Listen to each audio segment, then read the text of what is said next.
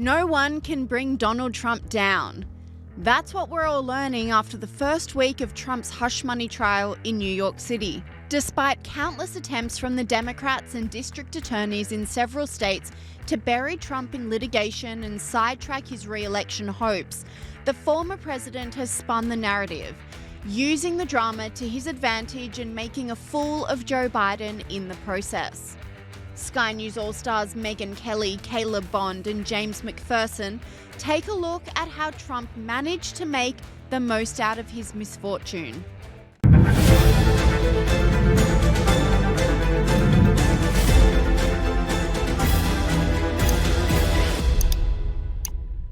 Donald Trump's hush money trial began this week and it's causing a lot of commotion in New York City, explains Sky News All-Star Megyn Kelly.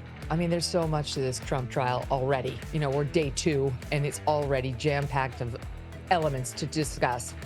Yes, I'm genuinely upset about what's happening to him because it's not just happening to Trump, it's happening to us. It's happening to America. You and I have been talking about this for the better part of a year now since he got indicted. It really was a before and after moment for America. We went 250 years without doing this to anybody, and here we go. And over what again? What? An expired misdemeanor that he didn't write down properly in the corporate books, that what he paid to Michael Cohen, his lawyer, was in fact a reimbursement for a hush money payment to a porn star with whom he allegedly had a tryst. That's it. For that, we broke this precedent. And now it's led to this. I mean, so much is out of control now. That's the reason we're having a separate Supreme Court hearing on whether a president is entirely immune from criminal indictments when he's president or thereafter. All of this has been set in motion thanks to this one partisan hack, Alvin Bragg, the DA of Manhattan, who ran promising to get Trump.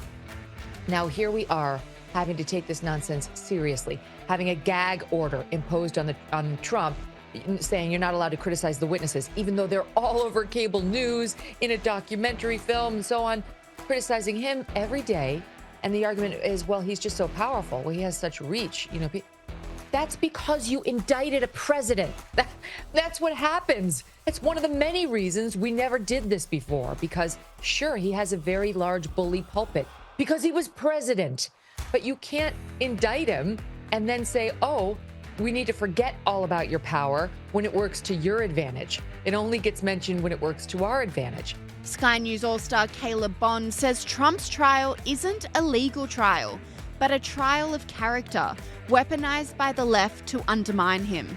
I mean, he did the horizontal foxtrot with a porn star. Who really cares about that? And I'm not sure people really do, because this is a show trial. But what New York says, and this is going on in New York City, which is of course the home of Donald Trump. New York says, oh, but you know, it was influencing the 2016 election. If only people had known that Donald Trump had sex with a porn star, the result of the election might be different. I don't think so.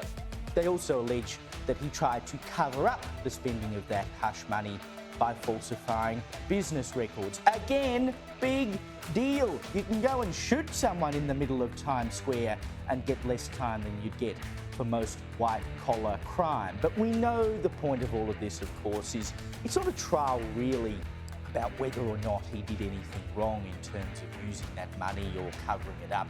It's a trial of Donald Trump's character. They're doing everything they can, the left in the US. But in true Trump style, he's not letting a silly court case get him down. In fact, he and his team are rinsing it for every media opportunity they can get, explains Sky News All-Star Kristen Tate. Trump is just an incredible political animal. You give him any media attention, even if it's negative media attention, and he just goes higher and higher in the polls. I don't know how he does it. One thing that the left has done, I think, is overplayed their card with Trump.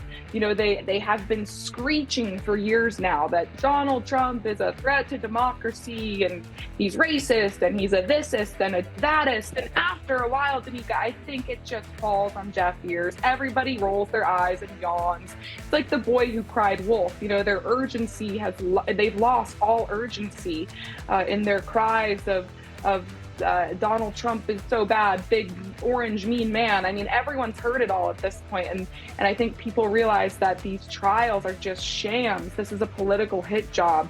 Trump pulled the sympathy card, shining a light on the judge's refusal to allow him to attend his son Barron's high school graduation. He can't even go to his son Barron's graduation because they'll lock him up if he does. As you know, my son is graduating from high school, and it looks like the judge will not let me go to the graduation of my son, who's worked very, very hard. He's a great student. I'm very proud of the fact that he did so well. And I was looking forward for years to have graduation with his mother and father there. And it looks like the judge isn't going to allow me to escape this scam. It's a scam trial. If you read all of the legal pundits, all of the legal scholars today, there's not one that I see that said this is a case that should be brought or tried. It's a scam. It's a political witch hunt. Now, of all the upcoming criminal trials, I think there's 4 of them, this is undoubtedly the weakest one of all. I don't think there's anyone, unless they're, blindly politically opposed to Trump, who looks at that and goes, oh yeah, this is a really big issue. Gee, he paid some money to a porn star. He can never be president again. They want him locked up, but the beauty is that even if he gets locked up, he can still run for president and he can still win the presidency and pardon himself. The circus around this trial has only resulted in more backing for Trump, with crowds coming out in New York City to show their support.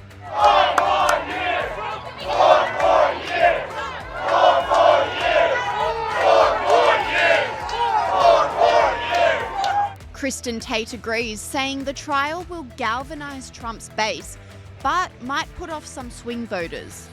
It will probably hurt him with independent voters. Polls show that if he's convicted, independent voters will be scared to kind of vote for Trump and pull the lever. But I think it could actually end up rallying his base even more and really getting out that right-wing vote more so. So it's hard to say what would actually happen if he were convicted. I think, though, aside from an actual conviction, the left has several other goals. Even if they don't get a conviction, they are, again, pulling him off the campaign trail. They are attempting to control the news cycle leading into the election by making this election a referendum on Trump being, a threat to democracy, as they love to say, and distracting voters away from Joe Biden's absolutely abysmal track record. And, they're trying to scare away those suburban voters. Even if they don't get the conviction, just having those headlines in the news could shake up some voters who are kind of on the edge, don't love Biden, but don't necessarily like Trump's bombastic personality, and buy into some of the media headlines about him being a threat to democracy and all of that. And whilst Donald Trump was stealing the spotlight and speaking to large crowds of supporters, Joe Biden's performances were looking rather lackluster by comparison.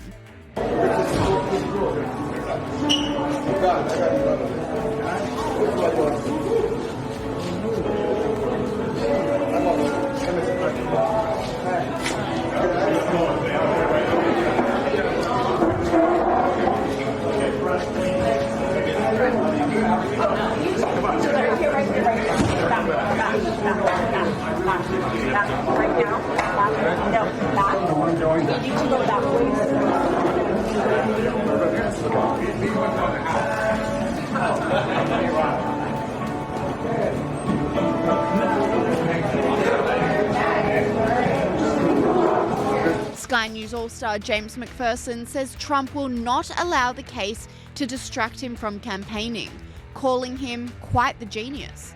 Even more, not only is Trump a great troll, but he's a great campaigner. We talked the other night about the fact for the next 6 weeks, Trump's sitting in this courtroom while the presidential campaign goes on without him. But no, Trump won't let that happen. He will bring the campaign to himself.